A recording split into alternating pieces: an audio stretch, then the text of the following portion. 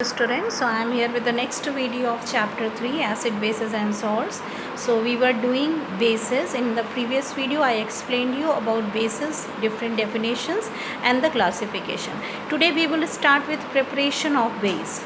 So there are different methods for preparing base. Let's start with each method one by one. Okay, so what do you mean by base? Base is of course a metal oxide or a metal hydroxide. So very common way to prepare a base is of course combining metal with oxygen. If we have to prepare a metal oxide, then we can easily prepare it by combining metal with oxygen. So sodium is a metal. Whenever it combines with oxygen, it forms sodium oxide. In the same way, potassium, when combines with oxygen, it will form potassium oxide. Okay, so these two are the bases which we have prepared by combining the metal with oxygen. Okay, coming to the next method, by adding metals to water. Again, this is the same procedure or process which we have done in preparation of hydrogen. You know the active metals, all the metals which are above hydrogen in the activity series, they can displace hydrogen from water and form their respective hydroxide and release hydrogen. Though the highly reactive metals are not used in this case because the reaction will be violent and vigorous, but still we can show the preparation of the bases by this method. When sodium is added to water, it will form sodium hydroxide and hydrogen, and when calcium is added to water, it will form calcium hydroxide and hydrogen. And when magnesium is added to water, magnesium will react only with hot water or steam. So if it is reacting with hot water, it will give you magnesium hydroxide and hydrogen, but if it reacts with the steam, it will give you magnesium oxide and hydrogen. Okay, so depending upon the type of water used, magnesium can give both metal oxide as well as metal hydroxide. So it is the next method, a second method for preparing the bases, which is by adding or dissolving metal in water. Next, you know that some metal oxides, some bases are water soluble. I told you or I explained you in my previous video about the alkalis. Alkalis are water soluble bases. So some metal oxides which are soluble in water, they form the respective alkalis. So in this way of preparing the base, we can use only those metal oxides which are soluble in water. So here we are restricted with 3 equations only, because many metal oxides are there, but out of them only sodium, potassium and calcium oxides, only these 3 metal oxides are soluble in water. So we can show their reaction, how sodium oxide on dissolving in water gives you sodium hydroxide, potassium oxide on dissolving in water gives you potassium hydroxide, and calcium oxide on dissolving in water will give you calcium hydroxide. So for this third method of preparing base, we have to use, or we should show only 3 metal oxides, because you know that only these 3 metal oxides can dissolve in water to form the respective alkalis. The metals which are below calcium like magnesium, aluminium, zinc and iron, their oxides are water insoluble, so we can't show this reaction with all those metal oxides. Okay, now coming to next method of preparing the bases, it is by decomposition of salts of heavy metal. This preparation or this type of reaction is very important for you, because it will be repeating again and again in different chapters. It will be a very important part of chapter 4, which is analytical chemistry, and then again it can repeat in your other chapters. Okay, so please try to understand how can we prepare bases by this method. Actually, it is a method of decomposing salts of heavy metals. So whenever we are talking about heavy metals means we are talking about the transition metals. So transition metals may be iron, zinc, copper, lead. Okay, aluminium also. So these are the salts of heavy metals. I have taken here copper sulfate. You can take any soluble salt of that metal. Remember this point, you have to take only the soluble salt of these metals. So I have taken copper sulfate, ferrous chloride, zinc sulfate, lead nitrate and aluminum chloride. All these are the soluble salts of the respective metals, and they are the heavy metals. Now how they will be decomposed? In decomposition of these salts of heavy metals, we need bases, and by the decomposition of these salts with the base, we can get another base and another salt. Okay, so it is a double decomposition precipitation reaction. So copper sulfate and sodium hydroxide both will decompose, and they will exchange their radical to give you the precipitate of copper hydroxide and of course sodium sulfate. Here ferrous chloride and sodium hydroxide both will get decomposed, so double decomposition will give you the hydroxide of metal. Actually in this reaction, the metals, they get these metallic salts, they get decomposed by these strong alkalis to give the insoluble metal hydroxides and another salt. So these insoluble metal hydroxides are bases. So iron will give you iron hydroxide, ferrous hydroxide, and again sodium salt.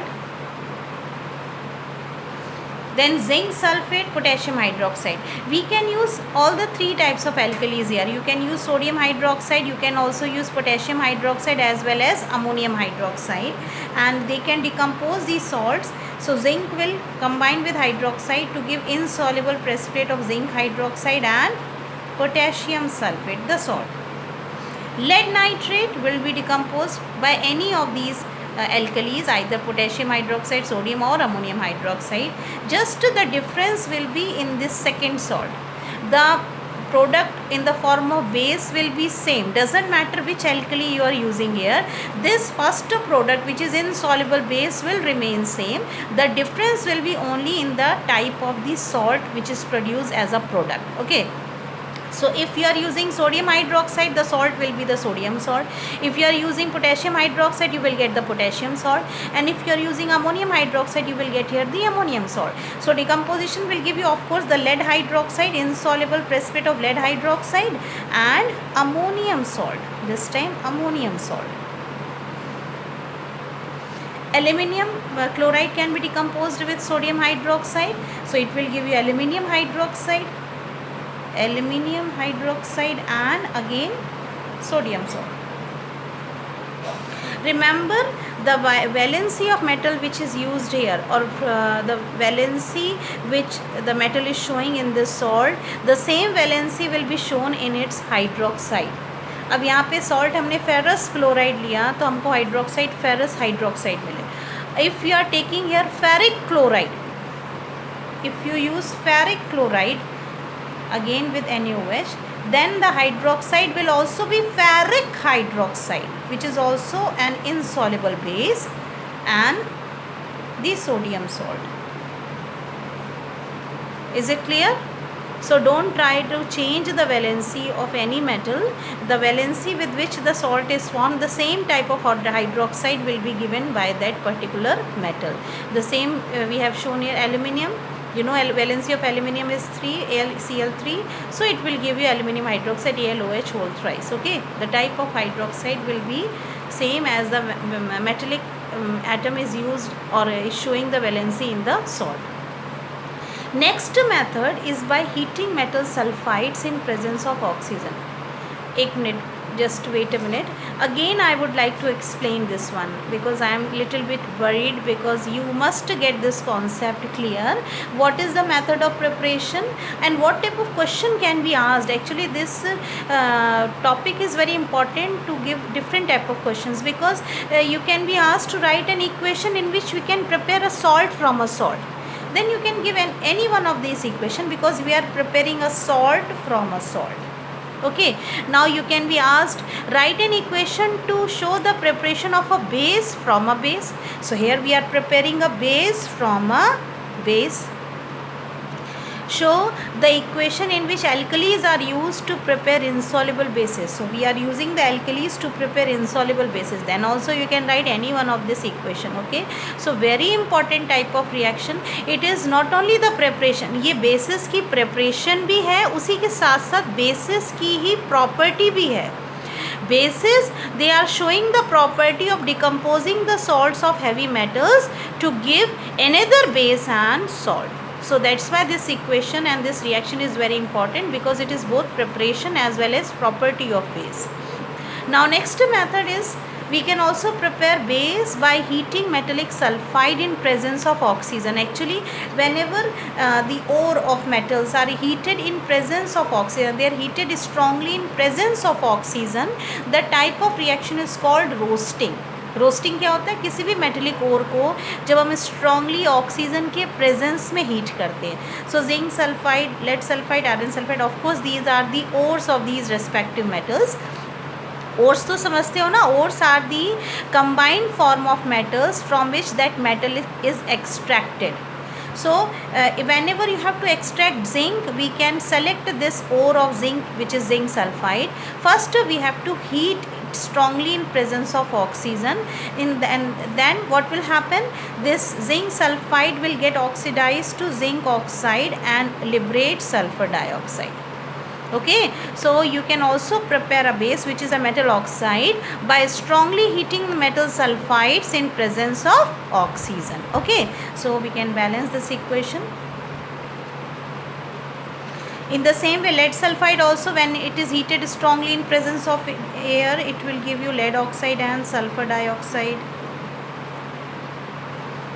Iron sulfide also, on heating strongly in presence of air, it will give you iron oxide and sulfur dioxide. So there are different methods of preparing base, and in this method we are preparing the base by strongly heating metal sulfides in presence of oxygen. Now coming to the last method of preparing the bases, by decomposition of carbonates and nitrates on heating. I explained you this topic. Whenever a carbonate decompose, it gives metal oxide and CO2, and whenever nitrates decompose, it will give metal oxide, NO2 and O2. So of course the metal oxide which is prepared by this method will be a base. So we can also prepare the base or metal oxide by strongly heating metal carbonates or metal nitrates. So you know, calcium carbonate on heating, it will give you calcium oxide and carbon dioxide, it is a base. Magnesium carbonate on heating strongly will give you magnesium oxide and carbon dioxide, this is a base. Then coming to nitrates, nitrates also, calcium nitrate whenever it is heated gives metal oxide, nitrogen dioxide and oxygen. So here you are getting the base. Copper nitrate will give you copper oxide, nitrogen dioxide and oxygen. So here is the base form. So we can prepare base by heating metallic carbonates as well as nitrates. Okay, so these are the different methods for preparing bases. Now coming to the last base, which was taken as ammonium hydroxide. So how ammonium hydroxide can be prepared? Ammonium hydroxide can be prepared by simply dissolving ammonia in water. Ammonia is a water soluble gas. So whenever it dissolves in water, it forms ammonium hydroxide. So in this video we have done the preparation of bases, but for you it is not as simple as going through the video. Just to go through it and try to write all these equations with clear concept, all these balanced equation with the clear concept, and try to practice in your copy 3 times. Every type of reaction you have to practice 3 times. Okay, so in the next video I will start properties of bases.